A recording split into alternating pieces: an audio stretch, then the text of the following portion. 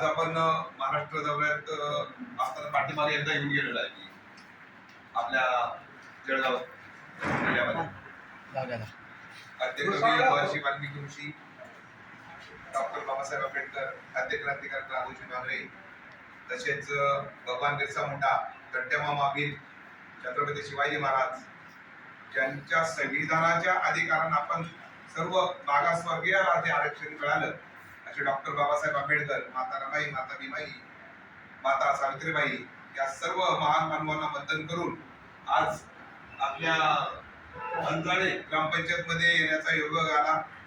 भिकाभाऊ माझे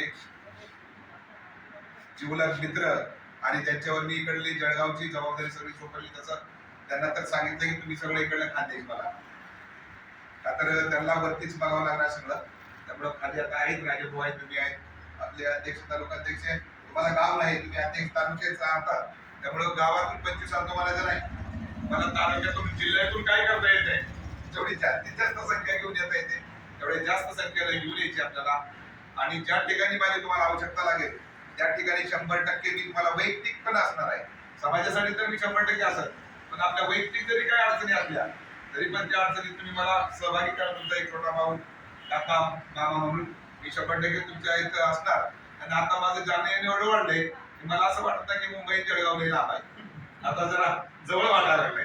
आणि खूप आपुलकी वाटली, तुमचं खूप प्रेम बघून मला खरंच खूप भरून आलं. तुम्ही लोकांनी वेळात वेळ काढून मला वेळ दिला, थांबला, त्याबद्दल आपल्या सर्वांचं मनापासून आभार मानतो. आणि 23 तारखेला आपण सर्वजण मोठ्या संख्येने आपल्या लेकराबाळासहित आपला प्रश्न सुटेपर्यंत तिथं थांबायचं आहे. शक्यतो जास्तीत जास्त लोकांनी तिथं थांबावा, कारण नागपूरची परिस्थिती आपण बघितली. 10 तारखेला जो समुदाय होता तोच समुदाय जर आपल्या 13-14 तारखेला असता तर त्याची ताकद झाली नसते मला घेऊन जायची. मग मला आत घालवायचं तर तुम्ही परत या, मला तर बाहेर थांबायचं तर तुम्ही तिथं थांबा. यामुळे तुम्हाला लोकांना तिथं थांबणं गरजेचं आहे, का तर मी तिथं थांबलं पाहिजे. आणि मी माझी ताकद तुम्ही आहात. तुम्ही जेवढी जास्त संख्येने तिथं असाल तेवढे शासन आपल्याकडे लक्ष पण देईल आणि मला उचलून पण घेऊन जाणार नाही. बरोबर का? मग मला उचलून घेऊन जायचंय का? मग त्याच्यासाठी तुम्हाला थांबावं लागेल. का बघा, कामं तर आपली जन्मभरात चालणार आहे, ती आपल्या असण्यानं नसण्यानं काहीच फरक पडत नाही. जरी तुम्हाला वाटतं मी माझ्या कुटुंबाचा करता आहे आणि मी उद्या नसलो तर माझ्या कुटुंबाचं कसं होईल? आता काय अजित दादा गेले तर काय राहिलं का माझं? तिसऱ्या दिवशी शपथ घेतली ना. मग एक लक्षात ठेवा, त्यांच्यापेक्षा आपण लहानच आहेत ना.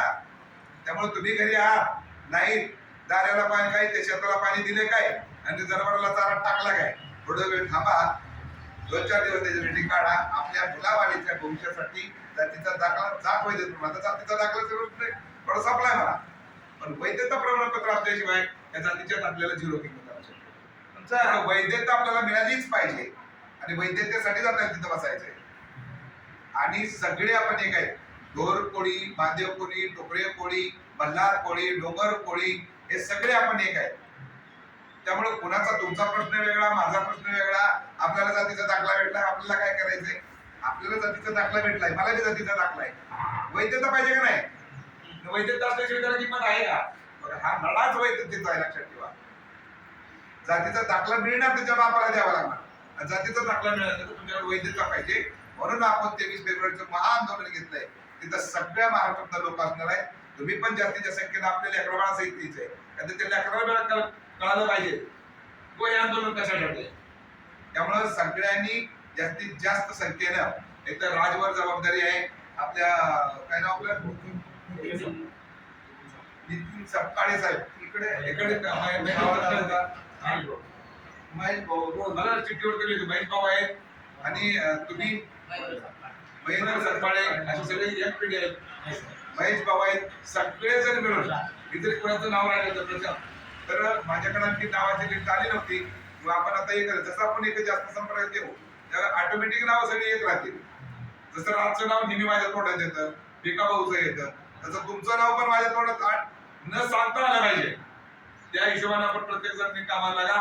आणि कुणी कोण मोठा कोण छोटा नाही, सगळ्यांच्या जबाबदाऱ्या प्रत्येकाने पार पाडल्या की आपला महामोर्चा 100% झाला. आणि येणाऱ्या अधिवेशनामध्ये 100% वैधतेचा जी आपण घेऊन येणार आहे.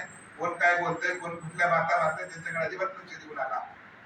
आपल्या परिवर्तन संघटनेच्या माध्यमातून, आणि परिवर्तन संघटना ही आद्य क्रांतिकारक राघोजी भांगरे प्रणित आदिवासी महादेव मल्हार डोर टोकरे कोळी संघर्ष समिती आहे. त्यांच्या बरोबर एकत्र खांद्याला खांदा लावून आहे दादा शिरसाटे, रवींद्र सोनवणे साहेब आहेत ना, रवी कोळी सर पण आहेत आपल्या बरोबर, सगळेच आहेत. आणि अभ्यासकाच्या टीम मध्ये आपले ढोरपोळ्यांचे ते मेन म्हणून तिथं शिष्टमंडळामध्ये जाणार आहे, तेवढं लक्षात असू द्या. रवी कोळी सर असणार आहे. तर तुम्ही काय